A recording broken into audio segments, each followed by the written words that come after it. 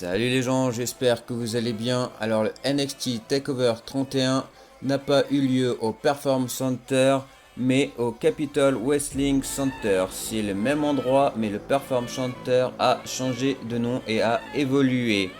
Pour annoncer cela, une petite vidéo a commencé au tout début du show. Le Capitol Wrestling Center contient déjà autour du ring de la famille, des amis et des catcheurs. Ensuite, le Capitol Wrestling Center détient son mini Thunderdome avec autour du ring des écrans LED.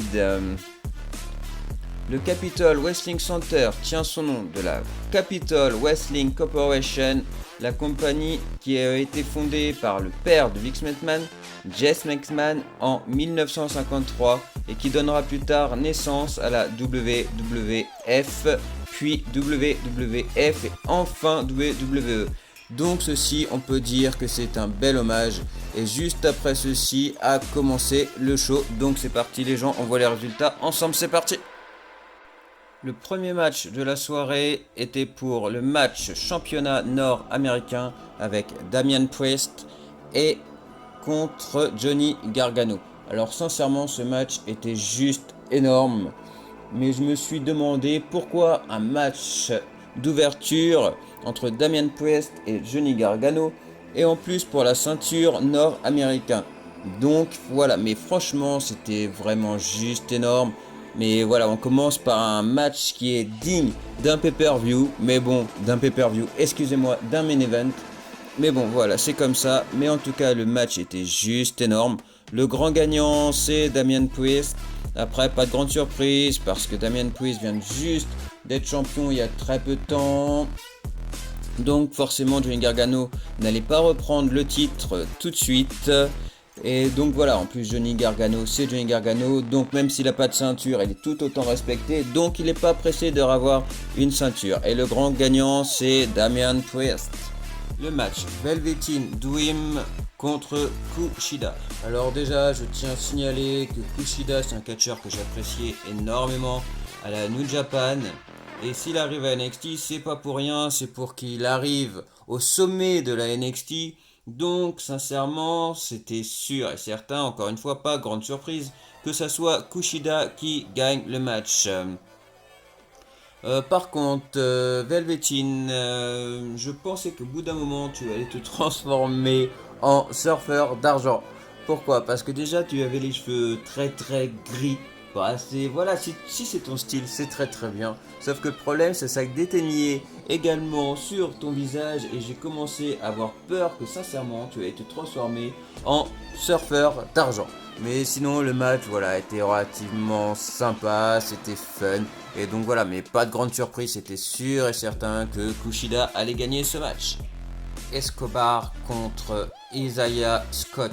Alors je dois avouer que ces catcheurs, je ne les connais pas énormément, je les ai vus 2-3 fois, je sais qu'ils ont eu déjà des matchs l'un contre l'autre, mais sincèrement, vu qu'actuellement j'ai pas beaucoup regardé la NXT à part les pay-per-view, et ben je connais que l'histoire de NXT dans les grandes lignes et je dois vous l'avouer. Mais ce match était plutôt intéressant, ça sonnait très lucha, c'était sympa.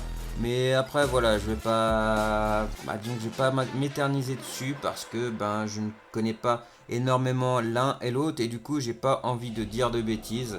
Donc voilà, mais le grand gagnant de ce match est Santos Escobar. Io Shirai contre Candice LeRae. Alors Johnny Gargano a pu faire tout ce qui était en son pouvoir pour aider sa chérie, mais ça n'a pas fonctionné.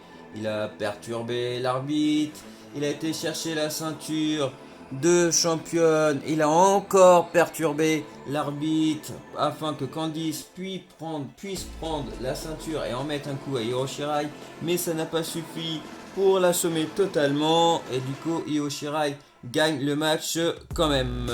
Donc comme Angel Absol l'a signalé dans ses pronostics, petite dédicace à toi, tu avais raison. Ce pay-per-view là n'était pas fait pour les Gargano et la grande championne c'est Io Shirai. Et pour finir ce match, on l'attendait tous, j'avais vraiment envie de le voir, on savait très bien que ça allait être un match super technique, qui était vraiment super top. Les deux catcheurs se sont donnés à fond tout simplement. Kyle O'Reilly aurait pu largement être champion de la NXT, je pense qu'il a les épaules pour, mais Finn Balor en a décidé autrement. Après, ce qui est à savoir, c'est que Finn Balor, malheureusement, Triple H nous a indiqué que Finn Balor, après le pay-per-view, est parti directement à l'hôpital à cause de sa mâchoire et nous n'en savons pas plus. Par contre, j'ai bien eu cette information-là de Finn Balor, mais par contre, sur Kyle O'Reilly, je pense qu'il saignait aussi de la bouche. Alors, je sais pas, est-ce qu'il a perdu une dent ou je sais pas. Mais en tout cas, personne n'en a parlé et je suis relativement très étonné. Donc, si certains a des informations là sur ce match et sur la blessure de Kyle, et ben ça m'intéresse. Mais en tout cas, voilà, les deux hommes ne sont pas arrêtés alors qu'ils étaient blessés. Donc, c'est des vrais workers. Sincèrement, ils ont fait le show, mais totalement. Le main event, c'était juste de la folie, c'était énorme. L'un comme l'autre mérite largement d'être champion. Et donc, voilà, tout simplement. Mais le grand gagnant, ça reste Finn Balor. Et voilà les gens pour les résultats de NXT TakeOver 31. Alors si je n'ai pas été très précis sur certains matchs, je m'en excuse parce que comme je vous l'ai dit dans la vidéo, c'est que j'ai beaucoup regardé les pay-per-view en ce moment de NXT, mais j'avoue qu'en semaine je regarde rarement. La preuve c'est qu'il y a deux catcheurs que je ne connaissais pas très bien. Et du coup voilà, il faut que je me rattrape et je me rattraperai promis. Mais du catch il y en a énormément, surtout quand tu regardes même de l'indie. Donc ça prend énormément de temps. Mais la NXT c'est quand même la NXT. Donc je me rattraperai et promis ça sera fait. Par contre j'ai oublié de souligner quelque chose de très très important.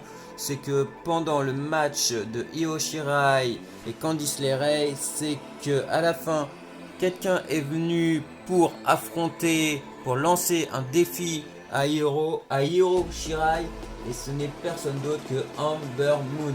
Donc Ember Moon fait ses débuts à la NXT. Encore une bonne raison pour que je me mette à regarder la NXT plus sérieusement.